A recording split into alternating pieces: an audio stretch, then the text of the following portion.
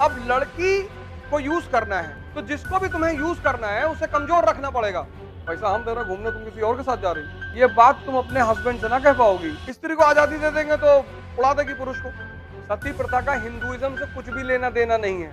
किसी को लड़का लड़की अच्छा नहीं चाहिए होता है। अंग्रेजों की हिम्मत नहीं पड़ी इसको हाथ लगाने की।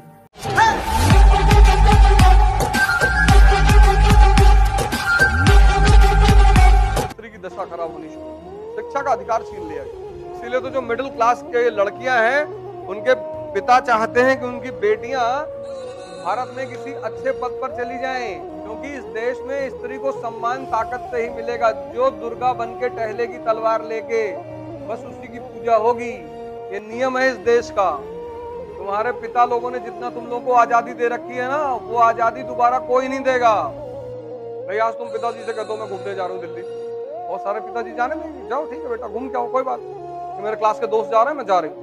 ये बात तुम अपने हस्बैंड से ना कह पाओगी। फटना शुरू हो जाएगा तो आवाज आने लगेगी चर चर चर चर करके, पैसा हम दे रहे घूमने, तुम किसी और के साथ जा रही। इसलिए इस देश में, खासकर इस प्रदेश में, औरतों को बहुत जागरूक रहना चाहिए। लड़कियों को जिनको भी मौका मिल जाए उन्हें मौका गंवाना नहीं चाहिए किसी भी कीमत पर। आज भी इस देश में विवाह दो व्यक्तियों के बीच नहीं होता, दो परिवारों के बीच होता है। आज भी इस देश में विवाह दो व्यक्तियों के बीच नहीं होता, दो परिवार। किसी को लड़का लड़की अच्छा नहीं चाहिए होता है, सबको ताकतवर परिवार चाहिए होता है। कहते हैं लड़का लड़की तो झेल लेंगे जिंदगी भर। दो परिवार के लोग, मैरिज अलायंस। बिंबिसार क्या कर रहा है? मैरिज अलायंस ही तो कर रहा है। उसकी शक्ति कैसे बढ़ रही? मैरिज अलायंस से बढ़ रही है। चंद्रगुप्त वन की शक्ति कैसे बढ़ रही? मैरिज अलायंस से बढ़ रही है। अब लड़की को यूज करना है राजनीतिक शक्ति बढ़ाने के लिए, स्त्री को, तो जिसको भी तुम्हें यूज करना है उसे कमजोर रखना पड़ेगा। तुम्हारा ड्राइवर अगर विधायक हो जाए तो तुम्हारी गाड़ी चलाएगा?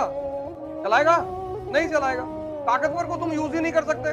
तो अब स्त्रियों को यूज करना था राजनीतिक शक्ति के बढ़ावे के लिए। किसके द्वारा? वैवाहिक संबंधों के द्वारा। और लड़कों को तो देखना ही नहीं चाहिए। लड़के तो कुछ भी कर ले, 10 बंडल पान का गुटखा लिए टहल रहे बाजार में। यहाँ तो कानपुर में कौवा भी गुटखा खाता है। यहाँ कौवा को तुम देखो काव काव करते हुए, बड़ी अजीब सी काव निकलती है उसकी, भरा हुआ है मुंह में। यहाँ जो आदमी मिलता है गुटखा खाए हुए, कोई भी। बहुत अपवाद स्वरूप में देखता हूँ कि कोई गुटखा नहीं खाता। सब हमारे दोस्त आए पूरा नहीं दिन में 2 बार खा लेता हूँ। जब हमसे मिलते हैं तभी बस खाते हैं, उसके बाद कहते हैं हम नहीं खाते। इतने पढ़े लिखे हैं, इतने मतलब अच्छे घर से हैं, तुम्हारी पढ़ाई बेकार से नहीं गई यार। गुटखा में जब तुम कोई चीज खाने खरीदते हो तो उसमें पीछे लिखा होता है ना, प्रोटीन इतना, कार्बोहाइड्रेट इतना, फैट इतना, शुगर इतना, एनर्जी इतना। गुटखे में क्या लिखा हुआ है? और तब भी तुम खाते हो। और वो भी रिक्शा वाला खा रहा है तो चलो उसको माफ किया जा सकता है, बेचारा नहीं पढ़ा लिखा है। अब मान लो कुरु कबीला की लड़की है ऐश्वर्या राय की तरह, और कुरु कबीले का लड़का है जॉनी लीवर की तरह, तो लड़की तो मना कर देगी कि मैं ना जा रही इसके साथ। तो जब तुमने उसकी शिक्षा छीन ली, किसी के साथ भी भेज दो। जब तुमने उसकी शिक्षा छीन ली, अपंग हो गई वो, अब तुम उसको किसी के साथ भी भेज दो। इस देश में एक लंबे समय तक यही तो रहा, स्त्री पराया धन। और इसी देश में नहीं, पूरी दुनिया में स्त्रियों को अगर स्वतंत्रता किसी ने दी तो वो है पूंजीवाद ने, कैपिटलिज्म और इंडस्ट्रियल रेवोल्यूशन ने। बाकी बातें सबने अच्छी अच्छी की, चाहे वो इस्लाम हो, चाहे हिंदू धर्म हो, चाहे ईसाइयत हो। स्त्री को लेकर सब बातें बहुत अच्छी करते हैं। जहां आजादी देने की बात आती है, दे ही नहीं सकते। स्त्री को आजादी दे देंगे तो उड़ा देगी पुरुष को। वो उसकी जो बनावट है, उसका जो शरीर है, वो 8 गुना ज्यादा ताकतवर है। भाई समाज किसके बल पे चल रहा है? विवाह संस्था के बल पे चल रहा है। आज तुम देखो विवाह संस्था भी करती जा रही है। एक दिन में डाइवोर्स हो रहे हैं। रात में शादी हुई, दूसरे दिन 4 बजे डाइवोर्स। गुटखा खाता है ये, तो हमसे पैसा मांग रहा था दोपहर में, और माता जी अलग टाइट है कि बेटा मारा नहीं तुमने तो झापड़। तो सती प्रथा हिंदुइज्म का लक्षण नहीं है, सामंतवाद का। जातिवाद हिंदू धर्म का लक्षण नहीं है, सामंतवाद का। सती प्रथा का हिंदुइज्म से कुछ भी लेना देना नहीं है। सती प्रथा का किससे लेना देना है? नेशनल एजुकेशन का जो प्रोग्राम चलाया गांधी जी ने एनसीएम में, नॉन कोऑपरेशन मूवमेंट में, तो नेशनल कॉलेज के प्रिंसिपल बने सुभाष चंद्र बोस। गांधी जी से मतभेद रहे, मनभेद कभी नहीं रहा, कभी नहीं रहा। बड़ी उटपटांग कहानियां फैलाई गई हैं गांधी जी और सुभाष चंद्र बोस जी के बारे में। बहुत पैट्रियट ऑफ द पैट्रियट्स कहा उन्होंने गांधी जी को। अब जब हमारे यहाँ ऐसे लोग गांधी जी के बारे में पढ़ाएंगे जो गांधी को बदतमीज बोलेंगे और गाली देंगे, समाज का नेतृत्व कौन कर रहा है? गांधी जी के लेफ्टिनेंट थे ये लोग, द युवा यंग टर्क, इनको उस वक्त यंग टर्क कहा जाता था, यंग टर्क्स। भगत सिंह, ये सब गांधी के दुश्मन नहीं थे, ये सब गांधी के दुश्मन नहीं थे, ये सब गांधी के यंग टर्क्स थे।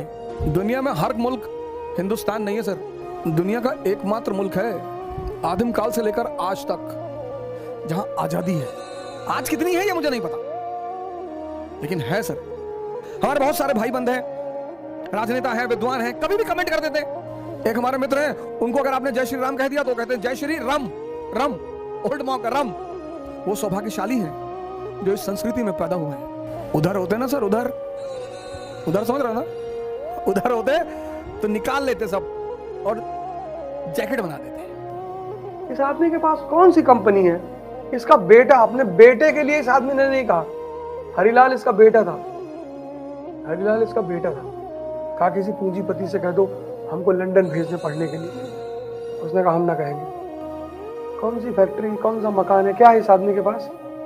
इसको हिंदुस्तान में लोग गाली देते हैं, 80% लोग गाली देते हैं इस आदमी को। ये आदमी नहीं होता ना तो ये देश आज़ाद नहीं होता। इतनी औकात का आदमी था ये।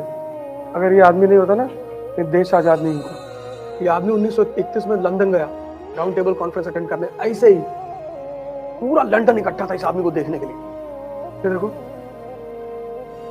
गीता है हाथ में। हिंदुस्तान में 2 ही लोग हैं जिन्होंने किताब लेके फोटो खिंचाई, एक अंबेडकर ने और एक गांधी ने। और अंबेडकर के हाथ में संविधान है कि इस देश में हर आदमी बराबर है, और इस आदमी के हाथ में गीता है कि तुम्हारे व्यक्तित्व को इतना महान कर देगी ना कि कुछ फर्क नहीं पड़ेगा कि तुम क्या पहन के गए और कहाँ गए। अंग्रेजों की हिम्मत नहीं पड़ी इसको हाथ लगाने की। जैसे मैं एक बड़ा छोटा सा एग्जांपल आपको देता हूँ, गांधी को इतना गाली देते इस देश में इतना लोग गाली देते, इतना, पर सर जब आप उस आदमी को पढ़ेंगे ना और समझेंगे, आज 2022 भारत एक राष्ट्र है। 1922 भारत राष्ट्र था ही नहीं, आज 2022 भारत एक राष्ट्र है, सशक्त राष्ट्र है, दुनिया में एक हस्ती है इस देश की।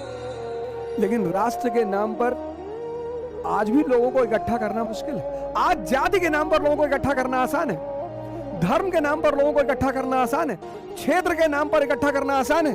और जब उस आदमी ने नॉन कोऑपरेशन मूवमेंट शुरू किया, अरे भारी भीड़, उस बैकग्राउंड में जब अंग्रेजों ने जलियांवाला बाग नरसंहार किया था, उस बैकग्राउंड में सर वो आम बात नहीं है। इसलिए मैं आप सभी लोगों से इस देश में निवेदन करता हूं, खासकर अपने युवा मित्रों से निवेदन करता हूं, बहुत जल्दी भावुक हो जाते हैं।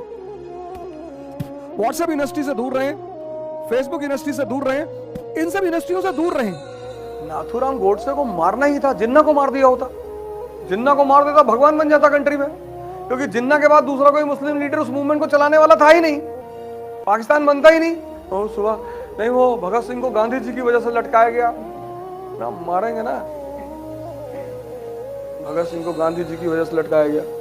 प्रोटेस्ट किया, लेटर लिखा अरविंद गांधी जी, कोई नहीं बचा सकता था भगत सिंह को। इस देश के पूंजीपतियों ने लटकाया उस आदमी को। 1929 में डिप्रेशन हो गया, वो आदमी बन रहा था लेनिन दूसरा, ये एशिया में